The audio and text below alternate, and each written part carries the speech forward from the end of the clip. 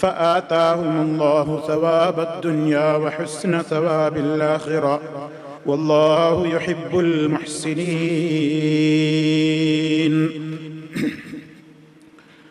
സ്നേഹമുള്ള സത്യവിശ്വാസികളെ, വിശ്വാസിനികളെ, സഹോദരി സഹോദരന്മാരെ, സുഹൃത്തുക്കളെ, പ്രവാചക ജീവിതവുമായി ബന്ധപ്പെട്ടുകൊണ്ടുള്ള നമ്മുടെ പഠന പരമ്പരയിൽ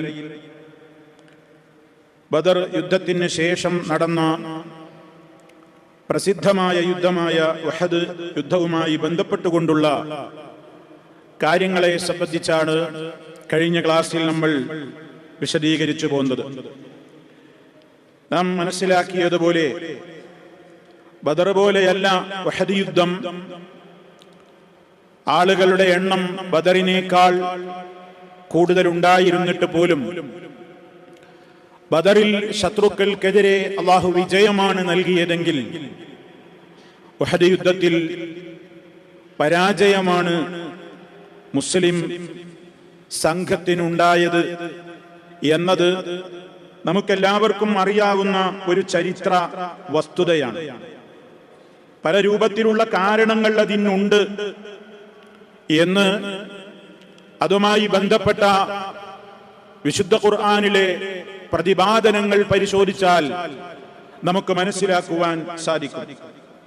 നബി സല്ലല്ലാഹു അലൈഹി വസല്ലം വധിക്കപ്പെട്ടു എന്ന ഒരു കിംവദന്തി മുസ്ലിമീങ്ങൾക്കിടയിൽ, സഹാബികൾക്കിടയിൽ വല്ലാത്തൊരു അരക്ഷിതാവസ്ഥയാണ് ഉണ്ടാക്കിയെടുത്തത്. നേതാവായ നബി സല്ലല്ലാഹു അലൈഹി വസല്ലം വധിക്കപ്പെട്ടു എന്ന ഊഹാപോഹം യുദ്ധരംഗത്ത് ആകെ പടർത്തിവിടാൻ ശത്രുക്കൾ വല്ലാതെ ശ്രമിച്ചതിന്റെ അടിസ്ഥാനത്തിൽ വസ്തുത എന്താണെന്ന് കൃത്യമായി അറിയാതെ മുസ്ലിം സമൂഹം ചിതറി ഓടുകയാണ് ഉണ്ടായത്. പല ആളുകളും യുദ്ധക്കളം വിട്ടോടി. ആ അവസരത്തിൽ പലരും വിചാരിച്ചു, ഇനി എന്തിന് നമ്മൾ പോരാടണം, നമ്മുടെ നേതാവ് പോയില്ല, ഇനി നാം എന്തിന് ഇതിൽ നിൽക്കണം എന്ന് പറഞ്ഞുകൊണ്ട് യുദ്ധക്കളം വിട്ടോടിയവരും പിന്മാറിയവരുമൊക്കെ ഉണ്ടായിരുന്നു. എന്നാൽ നബി സല്ലല്ലാഹു അലൈഹി വസല്ലമിന് പരിക്ക് പറ്റിയിരുന്നുവെങ്കിലും അവിടുന്ന് ഉറച്ചു നിന്നു. അവിടുന്ന് ഒരു നിലക്കും പതറിയില്ല. പ്രവാചകന്റെ ചുറ്റും ഒരു കോട്ട കണക്കെ സഹാബിമാർ കൃത്യമായ നിലക്കുള്ള സുരക്ഷിത വലയം തീർത്തുകൊണ്ടിരുന്നു. 10-12ഓളം ധീരരായ സഹാബിമാർ നബി സല്ലല്ലാഹു അലൈഹി വസല്ലമിന് ഒന്നും സംഭവിക്കരുതെന്ന നിലക്ക് ശക്തമായി തന്നെ നബി തിരുമേനിയെ സംരക്ഷിച്ചുകൊണ്ട് ചുറ്റും ഒരു രക്ഷാ കവചം തന്നെ തീർക്കുകയാണ്. ഒരു മനുഷ്യ മതിലെന്ന നിലക്ക് നിബിതങ്ങളുടെ ചുറ്റുഭാഗത്തും സഹാബത്ത് നിലയുറപ്പിക്കുകയാണ്. 10-12ഓളം സഹാബിമാരെ പ്രവാചകന്റെ കൂടെ ഉറച്ചു നിൽക്കുന്നുള്ളൂ. ധാരാളം ആളുകൾ ചെതറിത്തെറിച്ചു പോയിട്ടുണ്ട്. ഒരുപാട് ആളുകൾ യുദ്ധരംഗം വിട്ട് ഓടിയിട്ടുണ്ട്. പലരും എന്ത് ചെയ്യണമെന്ന വല്ലാത്ത നിലക്കുള്ള മാനസികമായ ദുഃഖത്താൽ, വളരെ ക്ലേശത്താലും വിഷമത്താലും ഒന്നിനും ഇനി ആവില്ല എന്ന നിലക്ക് വളരെയേറെ നിരാശാബോധത്തോടുകൂടി യുദ്ധരംഗത്ത് നിന്ന് പിന്മാറി ഒരു ഭാഗത്തൊതുങ്ങിക്കൂടിയ ആളുകളും കൂട്ടത്തിലുണ്ടായിരുന്നു. ഇങ്ങനെയൊക്കെ കൂടി വല്ലാത്തൊരു അവസ്ഥയായിരുന്നു ഉഹദ് യുദ്ധത്തിന്റെ പോർക്കളത്തിൽ മുസ്ലിം പക്ഷത്തിനുണ്ടായത്. അപ്പോഴും നബി സല്ലല്ലാഹു അലൈഹി വസല്ലമിനെ പ്രതിരോധിക്കാൻ അടിയുറച്ചു നിന്ന സഹാബിമാർ പലർക്കും ധാരാളക്കണക്കിന് മുറിവാണ് സംഭവിച്ചത്. നബി സല്ലല്ലാഹു അലൈഹി വസല്ലമിനെ സംരക്ഷിച്ചു എന്ന കാരണത്താൽ പല സഹാബിമാരുടെയും ശരീരത്തിൽ ഏറ്റ അമ്പുകൾക്ക് കയ്യും കണക്കുമില്ലായിരുന്നു.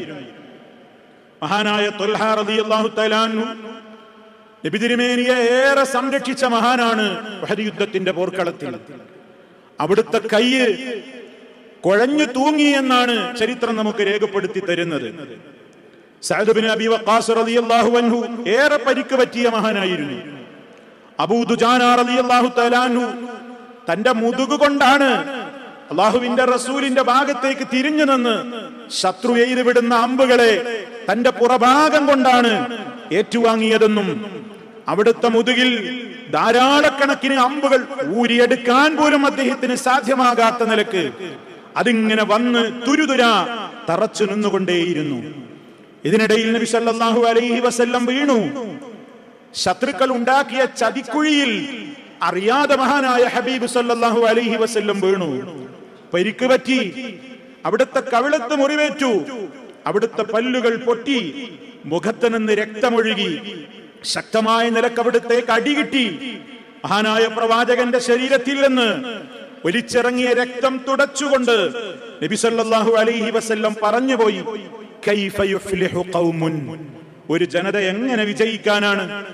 ഖളബു വജ്ഹ നബിയിഹിം, അവരുടെ നബിയുടെ മുഖത്തെ ചെഞ്ചായമണിയിച്ച രക്തമൊലിപ്പിച്ച ഒരു ജനത എങ്ങനെ വിജയിക്കാനാണ്?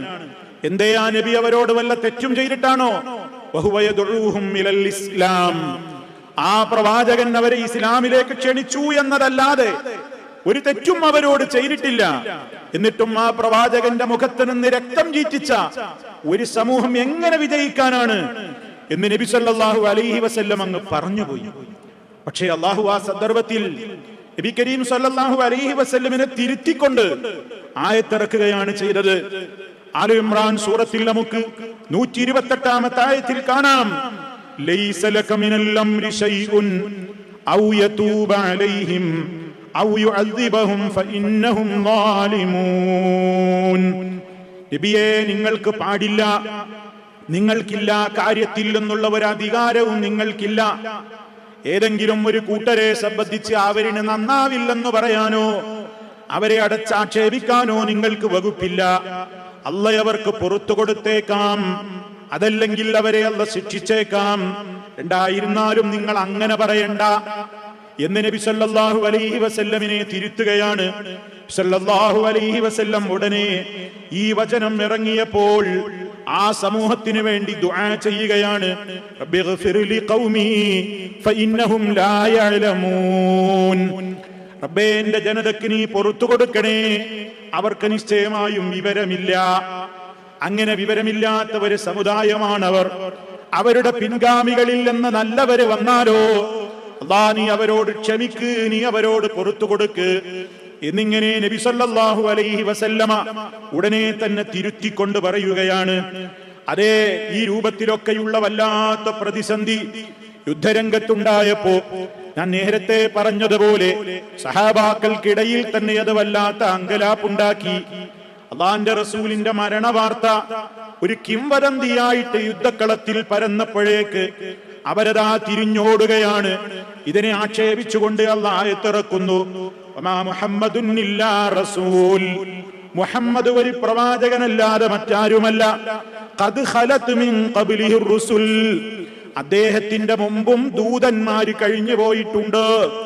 അഥവാ മുൻകഴിഞ്ഞ ദൂതന്മാര് അവരൊക്കെ മരിച്ചുപോയവരല്ലേ, വഫാത്തായി പോയവരല്ലേ.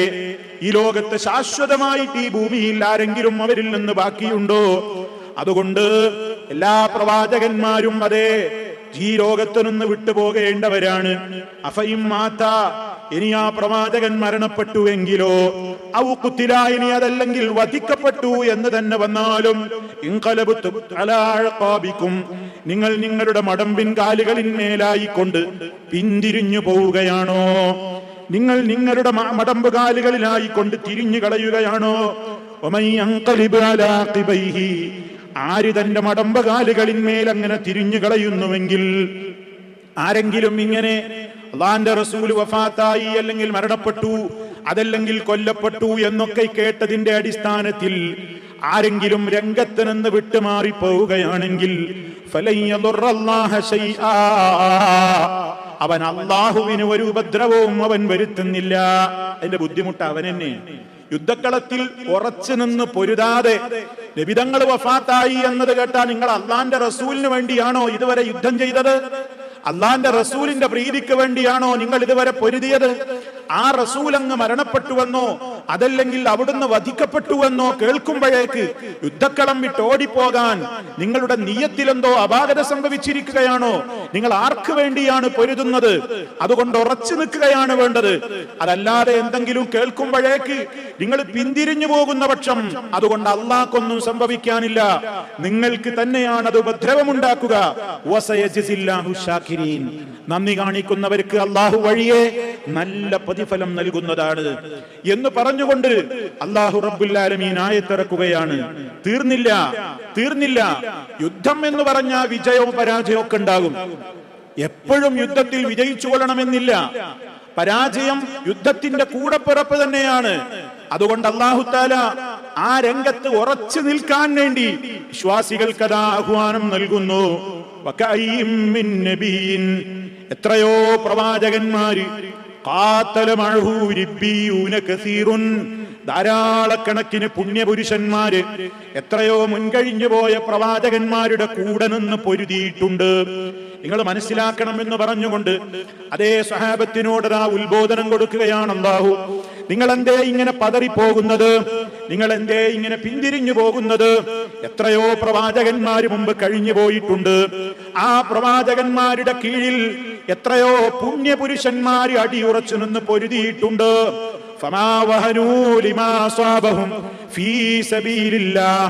അള്ളാന്റെ മാർഗത്തിൽ അവർക്ക് വല്ലതും ബാധിച്ചാൽ, വല്ല ആപത്തും അവർക്ക് യുദ്ധരംഗത്ത് സംഭവിച്ചു എന്ന് വന്നാൽ പോലും അവരാരും അധൈര്യപ്പെട്ടിട്ടില്ല. അവർക്കൊന്നും ഒരു ദുർബലതയും ബാധിച്ചിട്ടില്ല. അവര് വളരെയേറെ നിസ്സഹായരായി, എല്ലാം നശിച്ചല്ലോ എന്ന നിലക്ക് ദുർബലരായി അവർ മാറിയിട്ടില്ല. വമസ്തകാനു, അവര് ശത്രുവിനൊരിക്കലും ഒതുങ്ങിക്കൊടുത്തിട്ടുമില്ല. അല്ലാഹു യുഹിബ്ബുസ് സാബിരീൻ, ക്ഷമാലുക്കളെ അല്ലാഹു ഇഷ്ടപ്പെടുന്നു. അതുകൊണ്ട് നിങ്ങളെന്തേ പൊരുതാത്തത്? നിങ്ങളെന്തേ അടിയുറച്ചു നിൽക്കാത്തത്? മുൻഗാമികളുടെ ചരിത്രം നിങ്ങൾ പഠിക്കണ്ടേ? വമാ കാന ഖൗലഹും, അവരുടെ വാക്കുകൾ ഇല്ലാ ഖാലു, അവർക്ക് എന്താപത്ത് ബാധിച്ചപ്പോഴും അവരൊന്നും പതറിയിട്ടില്ല, അവരൊന്നും ദുർബലരായിട്ടില്ല, അവരൊന്നും ശത്രുവിന്റെ കീഴിലേക്ക് പോയി ഒതുങ്ങി നിന്നു കൊടുത്തിട്ടില്ല. മറിച്ചവർക്ക് എന്ത് ബാധിച്ചപ്പോഴും അവരെന്തേ പറഞ്ഞുള്ളൂ? റബ്ബനാ ഗ്ഫിർ ലനാ ദുനൂബനാ, ഞങ്ങളുടെ പാപങ്ങൾ നീ ഞങ്ങൾക്ക് പുറത്തു തരണേ റബ്ബേ. വൈസ്റാഫനാ ഫീ അംരിനാ, ഞങ്ങളുടെ കാര്യത്തിൽ വന്നുപോയിട്ടുള്ള ഇസ്റാഫുകൾ ഉണ്ടെങ്കിൽ, വല്ലാമിതത്വവും വന്നുപോയെങ്കിൽ പുറത്തു തരണേ. വസബ്ബിത് അഖ്ദാമനാ, ഞങ്ങളുടെ പാദങ്ങളെ നീ ഉറപ്പിച്ചു നിർത്തണേ അല്ലാ. വൻസുർനാ, നീ ഞങ്ങളെ സഹായിക്കുകയും ചെയ്യണമേ. അലൽ ഖൗമിൽ കാഫിരീൻ, അവിശ്വാസികളായ ജനതക്കെതിരെ. ഇങ്ങനെ അവര് പ്രാർത്ഥിച്ച് യുദ്ധരംഗത്ത് തന്നെ ഉറച്ചു നിൽക്കുക ചെയ്തത്. അപ്പൊ എന്താ ഉണ്ടായത്? ഫആതാഹുമുല്ലാഹ്, അപ്പോൾ അല്ലാഹു അവർക്ക് പ്രദാനം ചെയ്തു സവാബദ് ദുനിയാ, ഐഹിക ലോകത്തെ പ്രതിഫലവും കൊടുത്തു. വഹുസ്ന സവാബിൽ ആഖിറ, പാരത്രിക ലോകത്തുള്ള ഏറ്റവും മുന്തിയ പ്രതിഫലവും അവർക്ക് കൊടുത്തു. വല്ലാഹു യുഹിബ്ബുൽ മുഹ്സിനീൻ. അങ്ങനെ ഉറച്ചു നിന്ന് നന്മയുടെ പാതയിൽ മുന്നേറുന്നവരെ അള്ളാഹു ഏറെ സ്നേഹിക്കുന്നു. ഈ കേട്ട ആയത്തുകളൊക്കെ പ്രിയമുള്ളവരെ വിശുദ്ധ ഖുർആനിലെ 3-ാമത്തെ അധ്യായമായ സൂറത്ത് ആല ഇംറാനിൽ നിന്നാണ്. ഇതൊക്കെ ഈ യുദ്ധത്തിന്റെ പശ്ചാത്തലവുമായി ബന്ധപ്പെട്ടുകൊണ്ടാണ് അവതരിപ്പിക്കപ്പെട്ടിട്ടുള്ളത്. അപ്പോ ഇവിടെയൊക്കെ സഹാബിമാർക്ക് വീര്യം പകരുകയാണ് ഇസ്ലാം. വളരെയേറെ സ്ഥൈര്യം നൽകുന്ന വചനങ്ങൾ ഇങ്ങനെ ഇടയ്ക്കിടെ അവതരിപ്പിച്ചു കൊണ്ടിരുന്നു. മാത്രല്ല, കുറെ ആളുകൾ ഓടിപ്പോയി എന്ന് പറഞ്ഞില്ലേ? ആ ഓടിപ്പോയവരൊന്നും എല്ലാ അർത്ഥത്തിലും അവർ മുനാഫിക്കുകളായിട്ട് പോയതൊന്നുമല്ല. അതുകൊണ്ട് വിശുദ്ധ ഖുർആൻ അങ്ങനെ തൽക്കാലം ഓടി പിന്നെ ഇങ്ങോട്ട് തന്നെ തിരിച്ചു വന്ന ആളുകളുണ്ട്. അവരുടെ മനസ്സിനും അള്ളാഹു ശാന്തി പകർന്നു. ഇങ്ങനെ പോയല്ലോ, ഇനിയിപ്പോ അള്ളാഹ് കബൂലാക്കൂലേ, അള്ളാഹ് പൊറുക്കൂലേ എന്നൊക്കെ ശങ്കിച്ചു നിന്ന സഹാബത്തിനെയും ആശ്വസിപ്പിച്ചുകൊണ്ട് ഉടനെ വചനം ഇറങ്ങിയിട്ടുണ്ട്. ഇന്നല്ലദീന തവല്ലൗ മിൻകും യൗമൽ തഖൽ ജംആൻ ഇന്നമസ്തസല്ലഹുമുശ് ശൈത്വാനു ബിബഅദി മാ കസബു വലഖദ് അഫല്ലാഹു അൻഹും ഇന്നല്ലാഹ ഗഫൂറുർ റഹീം. നിങ്ങളിൽ നിന്ന് പിന്തിരിഞ്ഞു പോയവർ, രണ്ട് സംഘങ്ങളും കണ്ടുമുട്ടിയ ദിവസത്തിൽ നിങ്ങളിൽ നിന്ന് പിന്തിരിഞ്ഞു ഓടിപ്പോയ ആളുകൾ, ശൈത്താൻ അവരെ വഴിതെറ്റിച്ചു കൊണ്ടുപോയതാണ്. അവരുടെ ചില പ്രവർത്തനങ്ങൾ നിമിത്തമായി ശൈത്താൻ അവരെ സ്വാധീനിക്കാൻ സാധിച്ചതാണ്. അതുകൊണ്ടാണ് അവരങ്ങനെ ഓടിപ്പോയത്.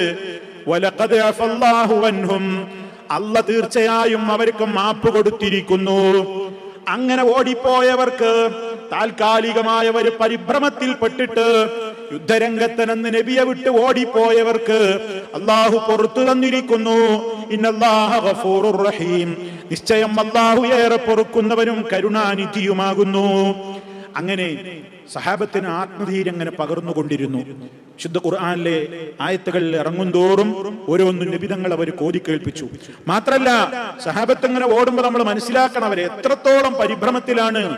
നബി തങ്ങള് അവരെ വിളിക്കുന്നുണ്ട്, ഞാൻ മരിച്ചിട്ടില്ല, ഞാൻ മരിച്ചിട്ടില്ല, ജനങ്ങളെ ഓടിപ്പോകരുതേ, എന്റെ അടുത്തേക്ക് വരൂ, ഞാൻ ഇവിടെയുണ്ട് എന്ന് അല്ലാഹുവിന്റെ റസൂൽ ഇങ്ങനെ പറയുന്നുണ്ട്. പക്ഷെ അതൊന്നും കേൾക്കുന്നില്ല സഹാബിമാര്. കേൾക്കുന്നില്ല, പറഞ്ഞിട്ട് കേൾക്കുന്നില്ല എന്നല്ല, പരിഭ്രമത്തിനിടയിൽ ആ ശബ്ദമൊന്നും അവരുടെ ചെവിയിലേക്ക് വരുന്നില്ല. പരിശുദ്ധ ഖുർആൻ അതിനെ സംബന്ധിച്ചും പറയുന്നുണ്ട്, ഇത് തുസ്ഇദൂന വലാ തൽഊന അലാ അഹദിൻ വറസൂലു യദ്ഉകും ഫീ ഉഖറാകും. ഇത് തുസ്ഇദൂന, നിങ്ങൾ അതാ സമരരംഗത്ത് നിന്ന് പേടിച്ച് കയറിപ്പോകുന്ന സന്ദർഭം. വലാ തൽഊന അലാ അഹദിൻ, ഒരാളിലേക്കും നിങ്ങൾ തിരിഞ്ഞു നോക്കുന്നുമില്ല. നിങ്ങൾ തിരിഞ്ഞു നോക്കാതെ നിങ്ങൾ ഓടിക്കയറി പോകുന്ന നേരത്ത് വറസൂലു യദ്ഉകും ഫീ ഉഖറാകും, നിങ്ങളുടെ പിന്നിൽ നിന്നതാ അല്ലാഹുവിന്റെ റസൂൽ നിങ്ങളെ വിളിച്ചുകൊണ്ടിരിക്കുന്നു. ഇലയ്യ ഇബാദല്ലാഹ്, ഇലയ്യ ഇബാദല്ലാഹ്, അല്ലാഹുവിന്റെ അടിമകളെ ഓടിപ്പോകല്ല, എന്റെ അടുത്തേക്ക് വരൂ, ഞാൻ ഇവിടെയുണ്ട്, ഞാൻ മരിച്ചിട്ടില്ല എന്നിങ്ങനെ സല്ലല്ലാഹു അലൈഹി വസല്ലം വിളിച്ചു പറയുന്നുണ്ട്. പക്ഷേ ഉഹദിൽ പങ്കെടുത്ത സഹാബിമാര് പരിഭ്രമം ബാധിച്ച നേരമായതുകൊണ്ട് നബി തങ്ങളുടെ ആ വാക്ക് പോലും അവരുടെ കാതുകളിൽ എത്തുന്നില്ല. നമ്മൾ ശരിക്കും മനസ്സിലാക്കണം, അള്ളാന്റെ റസൂല് തൊട്ടപ്പുറത്ത് ഏതാനും വാരെ അപ്പുറത്തെ ഹയാത്തിലുണ്ട് എന്ന് ഉഹദിൽ പങ്കെടുത്ത ഉഹദീങ്ങൾക്ക് മനസ്സിലാകുന്നില്ല. മനസ്സിലാക്കണം നിങ്ങൾ, ഉഹദീങ്ങളെ വിളിച്ചുകൊണ്ട് പ്രാർത്ഥിക്കുന്ന ആളുകളുണ്ട്. ഉഹദ് ശുഹദാക്കളെ എന്ന് വിളിച്ചുകൊണ്ട് രോഗശമനത്തിന് വേണ്ടി, പ്രതിസന്ധികളിൽ നിന്ന് കരകയറാൻ വേണ്ടി, അപകടങ്ങളിൽ നിന്ന് രക്ഷ കിട്ടാൻ വേണ്ടി, പ്രയാസങ്ങളിൽ നിന്ന് മോചനം കിട്ടാൻ വേണ്ടി ഉഹദീങ്ങളെ എന്ന് പറഞ്ഞുകൊണ്ട് ഉഹദ് മൗലീദ് എന്ന പേരിൽ മൗലിദ് വരെ രചിച്ചുണ്ടാക്കിയിട്ട് ഉഹദ് ശുഹദാക്കളെ എന്നെ കാത്തോളണേ എന്ന് പറഞ്ഞുകൊണ്ട് അവരെ വിളിച്ചു പ്രാർത്ഥിക്കുന്ന ആളുകളുണ്ട്. മനസ്സിലാക്കണം, ഉഹദ് യുദ്ധത്തിൽ ജീവിച്ചിരിക്കുന്ന നേരത്ത് പോലും ഉഹദീങ്ങൾക്ക് അതേ പല കാര്യങ്ങളും മനസ്സിലാക്കാൻ സാധിച്ചിട്ടില്ല. അല്ലാഹുവിന്റെ റസൂൽ തൊട്ടപ്പുറത്ത് ഹയാത്തിലുണ്ടെന്ന വിവരം പോലും സഹാബത്തിന് മനസ്സിലാകുന്നില്ല. അതുകൊണ്ടാണ് അവിടുന്ന് വധിക്കപ്പെട്ടു എന്ന് കേട്ടപ്പോൾ സഹാബത്ത് ഓടിപ്പോകുന്നത്. അവരങ്ങനെ തെറ്റിദ്ധരിക്കുകയാണ്, ഹബീബ് മരിച്ചു പോയിട്ടുണ്ട് എന്നവർ തെറ്റിദ്ധരിക്കുന്നു. അതുപോലെ തന്നെ സഹോദരങ്ങളെ, നബി തങ്ങൾ അവരെ വിളിക്കുന്നുണ്ടല്ലോ, ഇലയ്യ ഇബാദല്ലാഹ്, അല്ലാഹുവിന്റെ അടിമകളെ ഓടിപ്പോകല്ലേ, എന്റെ അടുത്തേക്ക് വരൂ. ആ വിളി ജീവിച്ചിരിക്കുന്ന ഉഹദീങ്ങൾ വരെ കേൾക്കുന്നില്ല. എങ്കിൽ പിന്നെ അതേ ആ ഉഹദിൽ മറവിട്ട് കിടക്കുന്ന, അതല്ലെങ്കിൽ ഉഹദ് യുദ്ധത്തിൽ പങ്കെടുത്ത സഹാബിമാരെ നമ്മൾ ഇവിടെ നിന്ന് വിളിച്ചാൽ അവര് നമ്മുടെ വിളി കേൾക്കുമോ? കേട്ടുത്തരം ചെയ്യുമോ? അവര് നമ്മെ സഹായിക്കുമോ? ഒരിക്കലുമില്ല. അതുകൊണ്ട് തന്നെ ബദരീങ്ങളോടായാലും ഉഹദീങ്ങളോടായാലും അള്ളാഹുവിന്റെ റസൂൽ സല്ലല്ലാഹു അലൈഹി വസല്ലമിനോടാണെങ്കിൽ പോലും വിളിച്ചു പ്രാർത്ഥനയോ സഹായത്തേട്ടമോ നമുക്ക് അനുവദിക്കപ്പെട്ടതല്ല. ഇസ്ലാം അത് വലിയ പാപമായിട്ടാണ് നമുക്ക് പഠിപ്പിച്ചു തരുന്നത്. അത് സാന്ദർഭികമായിട്ട് ഞാൻ ഓർമ്മപ്പെടുത്തിയെന്ന് മാത്രം.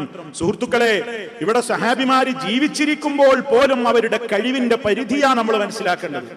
ആ ഉഹദ് ശുഹദാക്കൾ അല്ലെങ്കിൽ ഉഹദീങ്ങൾ ജീവിച്ചിരിക്കുമ്പോൾ പോലും അവർക്ക് പലതും കാണാൻ കഴിയുന്നില്ല, പലതും കേൾക്കാൻ കഴിയുന്നില്ല. എങ്കിൽ പിന്നെ വഫാത്തായ ഉഹദീങ്ങൾ ഇന്നും ലോകത്ത് അവരെ വിളിച്ചുകൊണ്ടിരിക്കുന്നവരെ കാണുന്നു, അവരുടെ ശബ്ദം കേൾക്കുന്നു, അവരെ സഹായിക്കുന്നു എന്ന വിശ്വാസത്തിന് എന്തടിസ്ഥാനമാണ് പ്രിയമുള്ളവരെ ഉള്ളത്? അപ്പൊ ഈ ചരിത്രത്തിൽ നിന്ന് സാന്ദർഭികമായി ആ ഒരു കാര്യം കൂടി നമ്മൾ ഉൾക്കൊള്ളേണ്ടതുണ്ട്. അപ്പൊ സുഹൃത്തുക്കളെ, നബി സല്ലല്ലാഹു അലൈഹി വസല്ലം ഇങ്ങനെ അവരെ വിളിച്ചുകൊണ്ടിരുന്നു. പലരും അത് കേൾക്കാൻ പോലും അവർക്ക് പരിഭ്രമം കൊണ്ട് അത് കേൾക്കാതെ അവരോടി അകലുകയാണ്. അങ്ങനെ ഈ സന്ദർഭം മുതലെടുക്കുകയാണ് ഖുറൈശി മുശ്രിക്കുകളിൽ പലരും. അങ്ങനെ നബി സല്ലല്ലാഹു അലൈഹി വസല്ലം ഇവിടെ ഉണ്ട് എന്ന് മനസ്സിലായല്ലോ. അപ്പൊ ഉടനെ വന്ന് കഥ കഴിക്കാനായി അള്ളാഹുവിന്റെ റസൂലിന്റെ അടുത്തേക്ക് എരച്ച് കയറുകയാണ് ശത്രുക്കൾ. വഹദിൽ നബി തങ്ങളെ ഇപ്പൊ നല്ല ചാൻസ് ആണെന്ന് മനസ്സിലാക്കുക. അധികം സഹാബത്തൊന്നും കൂടല്ലോ. ഇപ്പൊ നല്ല ചാൻസ് ആണെന്ന് മനസ്സിലാക്കിയപ്പോ അള്ളാഹിന്റെ റസൂലിന്റെ അടുത്തേക്ക് ഇങ്ങനെ ശത്രു എരച്ച് വരികയാണ്. ആ നേരത്ത് നബി തങ്ങൾ ഒരൊറ്റ ചോദ്യമാണ് സഹാബത്തിനോട്, മൻ യറുദ്ദഹും മന്നാ വഹുവ റഫീഖീ ഫിൽ ജന്നാ. ആരുണ്ട് എന്നെ പ്രതിരോധിക്കാൻ?